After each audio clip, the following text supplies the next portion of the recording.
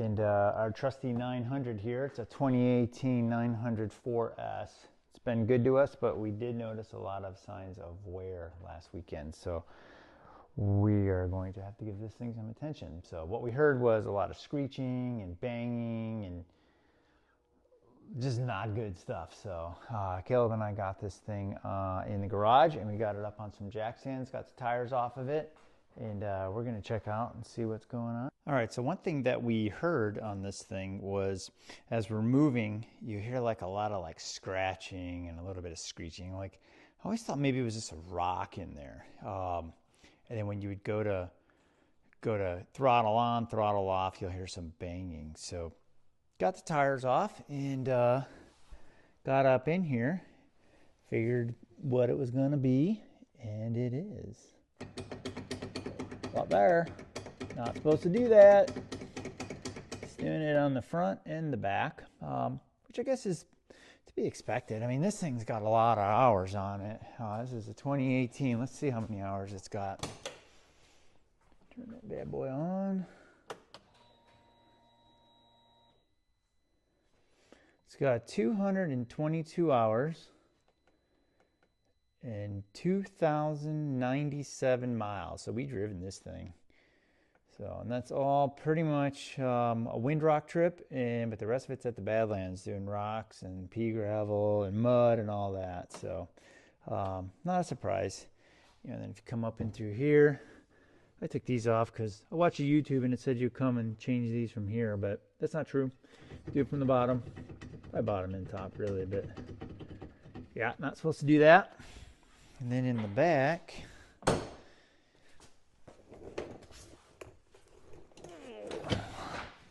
this bearing up there seems okay, but I'm going to replace it. And then back here, the back one, let's see if it'll zoom. There it is. Yeah, it's pretty much doing the same thing, but like I said, not really too surprised by that. It's got a lot of miles on it. First thing you got to do, and I did this already, but come down up in here, get that pin out of there. That wasn't fun. You know, I basically had to come up underneath the A-arm up through this way to get after it. You had a couple of big whacks, came right out. And then once you come up inside, you got to take your both parts. This is a 4-seater, so you got to take both parts of your console off. Then this is really stupid. This pissed me off kind of. Inside there is that bearing housing. Okay, this hole and this hole I cut into there because directly below those is where you can see that hole. That's where your bolts are, there and there. I tried like crazy to get them from underneath. Can't do it. I couldn't do it. I couldn't get much leverage on it. But was able to do it here. On this one, you got to really kind of pull it, you know, because there's a couple of hoses in there for your radiator.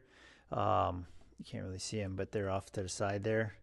You don't want to be denting those. So that was a modification I needed to do. Couldn't find that anywhere on YouTube, anywhere else, because most of the ones I saw, they were changing these out in a 2-seater. So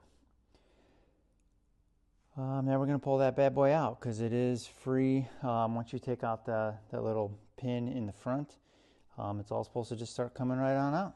So let's see what happens. Okay, so when you're taking out this prop shaft, you got to kind of wiggle it back and forth. You know, I ended up getting it so that I could get it off of the front first, pulled it back. Now I'm disconnected over here too from my bearing. Everything's disconnected so it moves back and forth freely. So I pulled it off the front first, and then you got to push that kind of towards the front of the car. And then I pulled it off the back, so I'm off both of them. And then you had to kind of wiggle it so you separate it right in between. So I'm currently separated right now underneath the car. You know, it was over here, and there it is. All right, and then you just, assuming, feed it out the back. Pull it. It's just gonna drop right down. There it is. It's down. Now we got the front one out, pushed it forward, and then brought it backwards out. Now the same thing with the rear one. It's disconnected from diff.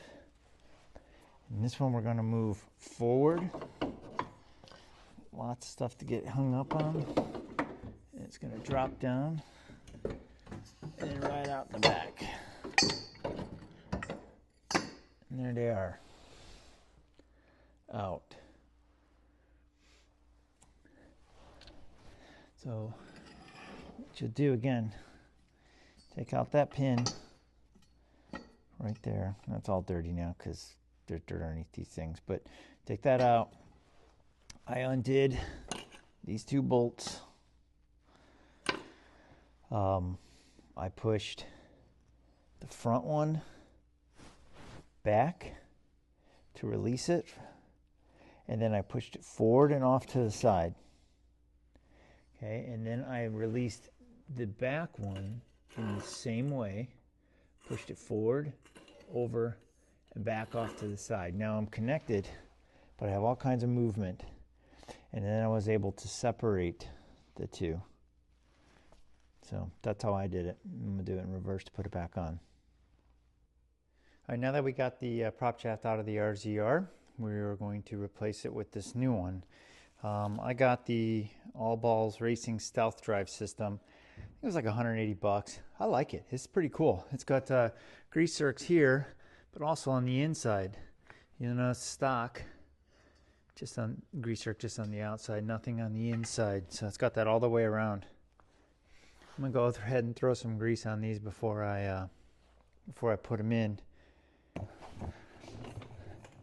All right, we are going to put the front one in first. So you want to make sure you put the front side in first. And I don't know if I've got to go all the way from the back in, but I'm gonna anyways. Just kind of feed that bad boy through.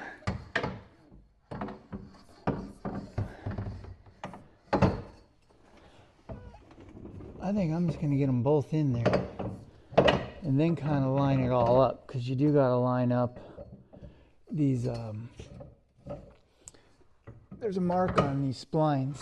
You got to line it up precisely the way they want it. And then this guy, let's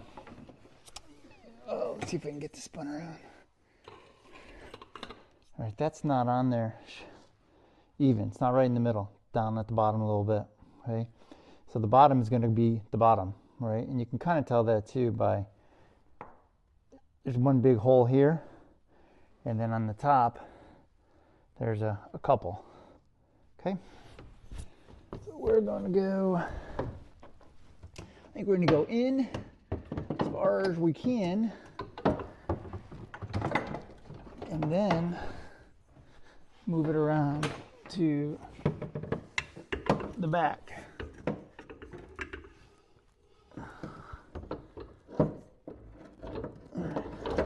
I'm just going to kind of get them both, just not test fit, but just kind of in here, and then we'll spline them together. So, all right, so that's where the prop shaft's going to connect to the front differential. There's a roll pin that's going to go into that.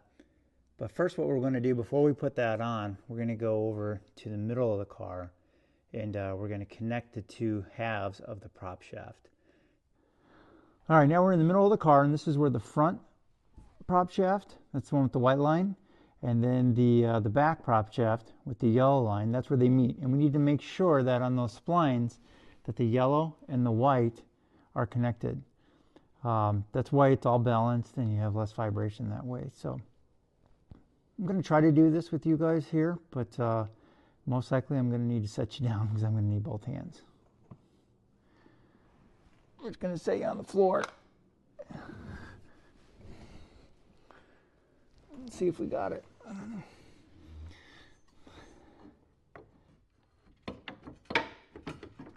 There it goes. There it goes. All right. Well, as you can tell, that was a little bit of a fight, but once it got on, it went right on. So that's pretty cool. All right, so we're going to connect the back first. I'm coming from the driver's side, just because I don't really see how you can get it from the passenger. Had to put a light in there because it is pretty dark. Not really sure how to do this with holding the camera, so by the magic of videography, I'm gonna snap my fingers and that's gonna be done. All right, got it on. That was actually pretty easy. Again, get a screwdriver just to help with aligning it because it is a difficult area to get to. I kind of came in through here with the screwdriver and then got my arm up in through here, and you could really, fine tune it and get it right where you need to. Had put grease on there as well too, some waterproof grease. Time for the front. Okay, we're at the front of the vehicle. Now with the power of video editing, I put this on already because it'd just be hard to do with one hand. But essentially, there's your output shaft. There's a hole in there, and then there's a hole in your prop shaft. Make sure those line up so that you can get your roll pin in. I'm not going to actually put my roll pin in yet. I'm going to put a screwdriver through that until I've got the middle done. Because I've got the front and the back done right now, but I don't want to have to take that roll pin out. So until I got it all lined up, I'm just going to put a screwdriver in that and then come back and do that last. So let's get the middle done. All right, so now we're going to line up these and then put the bolts in. Can't really see a whole lot here, so I'm going to use my flashlight. Kind of get them in. Now, this side, you can totally get your hand into. The other side, forget about it. It's really stupid. I don't understand why Polaris did it that way, but they did. So that's what we got to work with. So we're going to get this one started, and the other one, I'll probably do from the top, because when you get up in here and you see on yours, you got these radiator lines coming through, and then your gas tank shroud, and then you got your prop shaft. And man, unless you had some weird fingers that bent in like ways that mine don't, I'm not getting my hand in there. So I'm going to have to go through the top, which I'm sure I'm going to drop that bolt half a dozen times and get really mad before I finally get it and get one in here. And then we'll be good to go. Make sure you got a brake line right here. Make sure it's not underneath it. Put it up on top. Make sure it's not bound. You can move it around. So we're going to go from the top now. Check out my new tool. I don't care. Put a little duct tape on that bad boy, and it's going to keep me from having to grab it when it drops when I'm trying to get it down here. So this is the hole that I made right here, right? Because that bolt, or that hole, bolt needs to go right there. And if you didn't have this, you're not getting to that. So I don't understand. Maybe somebody else knows another way, but that's what I did. And you'll never see this hole because the shroud goes over it. Just don't go past that line. The other one, I did cut a hole in the top to get to that. You can reach that from the bottom, as we just saw. My problem was that bad boy was so corroded that I just could not get enough strength on it to get it to break. So I cut a hole through the top and came out really easy. So I'll tighten it down from the top, but let's get that one now.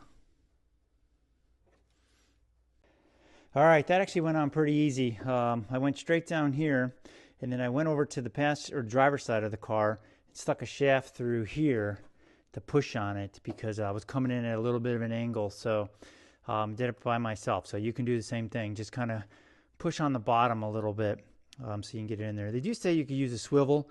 I can't get a swivel in on that because I'm hitting the radiator lines. But so I got both of them started. Remember, your dad told you start them both before you crank down on them.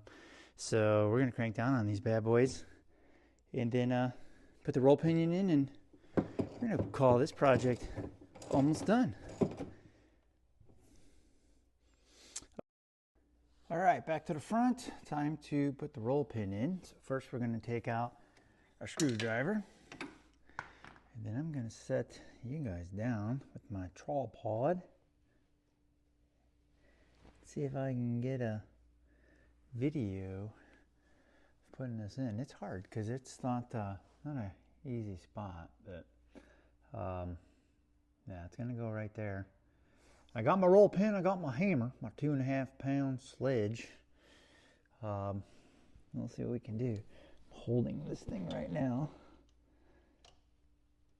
Believe it or not, it's gonna be the first time I'm ever putting a roll pin in. Never put one of these in before. And they make it at a terrible spot.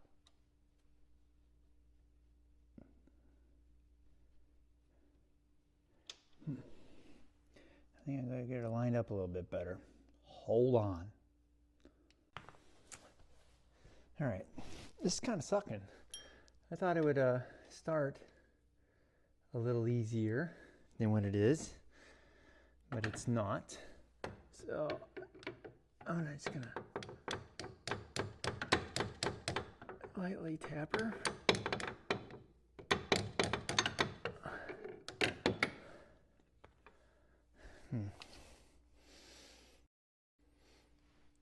All right, we're going to put this roll pin on, but I cannot get it done by myself because I don't have 3 hands, so I got my son over here to help me. So I am going to hold the roll pin right in there. And I got this dowel I'm going to put here. I should have it pretty lined up, and as long as Caleb doesn't hit my hands, I should be good to go. All right, give it a tap. Just some taps. All right, a little bit harder. All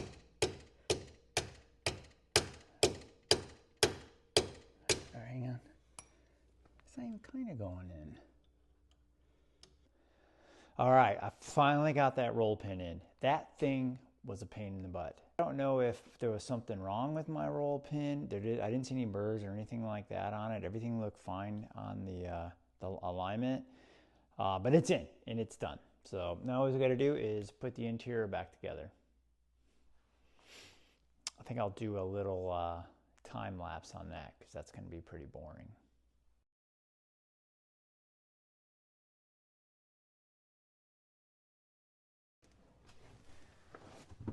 All right, we are done. I know I said at the beginning of the video I was going to do the prop shaft and the wheel bearings in this video, but I ended up splitting that into 2. So if you watch the wheel bearing video, check out the other one that I did for the prop shaft, and vice versa. If you watch the prop shaft video, check out the wheel bearing video. I hope you guys like those. This is the first time I've ever done a video like this. Whatever, it was kind of fun.